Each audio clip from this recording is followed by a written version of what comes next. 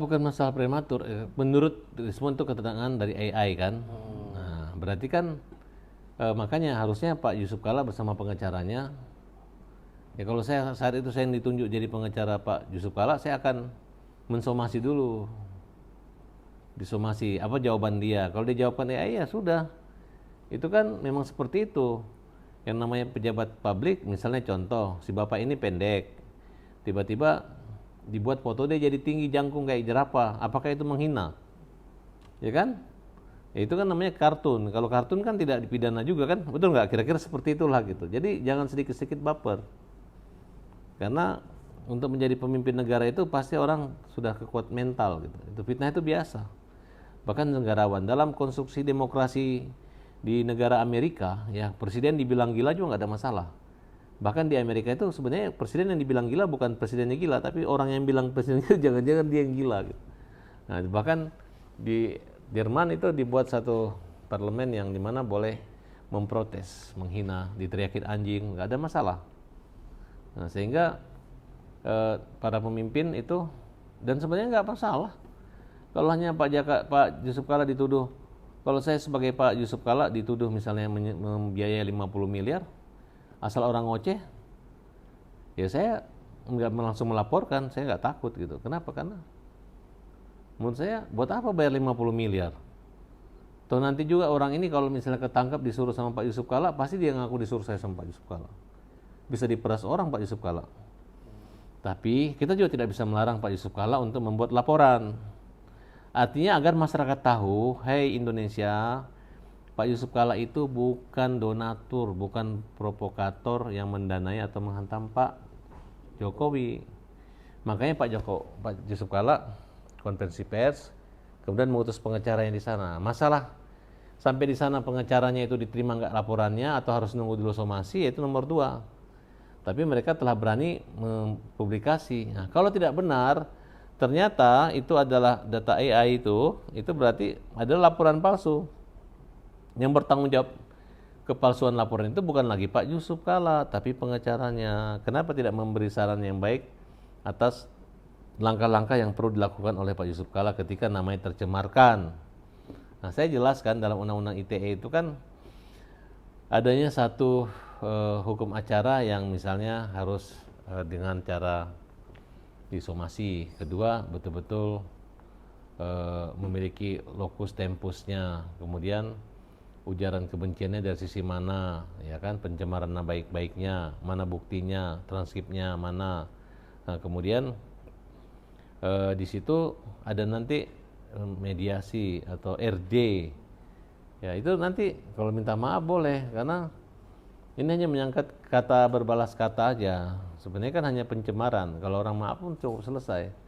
Cuman karena undang-undang tersebut ada ancaman hukuman pidana penjara, yaitu sebenarnya di negara-negara yang berkembang, Indonesia ini kan di atas negara miskin, di bawah berkembang dikit lah gitu. Memang sensitif gitu.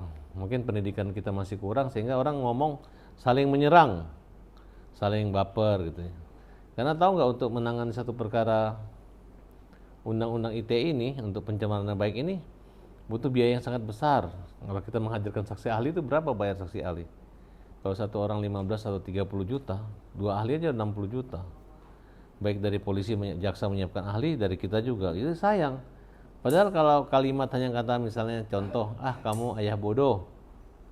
Masanya kalimat bisa diselesaikan dengan kalimat maaf, kok harus mengeluarkan uang biaya dan persidangan lama gitu. Ya kan, harusnya selesai gitu. Klarifikasi, maaf, selesai. Nah, mudah-mudahan dengan klarifikasi yang Pak Yusuf Kala ini bisa membuat orang hati-hati loh, kita ngomong tentang Pak Yusuf Kala nanti dilaporin benar Pak Yusuf Kala. Nah, mungkin mereka dapat berita AI tentang Rismon. Kemudian mereka mau komentar, marah loh sama Pak Yusuf Kala. Ya, Pak Yusuf Kala harus memahami. Inilah dunia AI sekarang ini agak bukan berbahaya, tapi harus kita lihat secara sempurna gitu. Jangan misalnya itu bukan Rismon, tiba-tiba Rismon juga nggak ada kepentingan, itu bukan saya. Nggak perlu gitu. Nah, karena saya berbicara langsung dengan Rismon, ya, itu yang pertama ditemuin itu Pak Presiden, Pak Wakil Presiden, pengacara, kemudian saya dan Budius. Nah, kami ketemu di Polda Metro, kemudian dia bertemu dengan seluruh orang-orang yang melakukan. Yang melaporkan Rismon kan banyak, bukan hanya 1 atau 2 orang, tapi bukan hanya Pak Jokowi, tapi ada beberapa ormas maupun badan hukum lah, kira-kira seperti itu. Baik perorangan maupun badan hukum. Bang, berarti kalau misalkan ini benar-benar AI artinya seperti apa Bang, Pak Yusuf Kalla Bang? Ya itulah perlunya somasi, kan? Peringatan, penegur.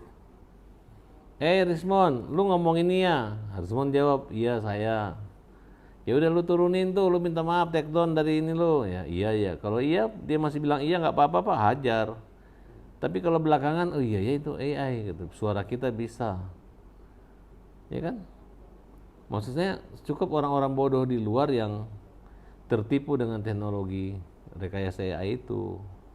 Anggap aja sebagai ilmu baru yang harusnya kita belajar dengan cara yang tidak emosional, tidak terburu-buru gitu. Tapi kalau Pak Yusuf Kalla sampai terjebak di situ, berarti kan pengecaranya yang tidak teliti. Ya gitu. Kalau mereka komen-komen itu biasa. Setahu saya sih, pengalaman di Undang-Undang ITE orang yang memberi komentar juga nggak bisa dipidana juga itu.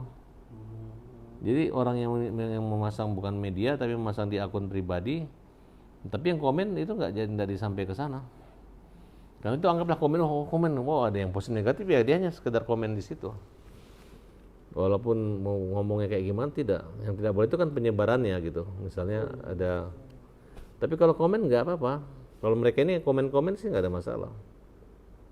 Perlu ditelusuri ke Bang. Pak juga bilang sederhananya tinggal ditunjukkan aja ijazahnya menurut Bang sendiri.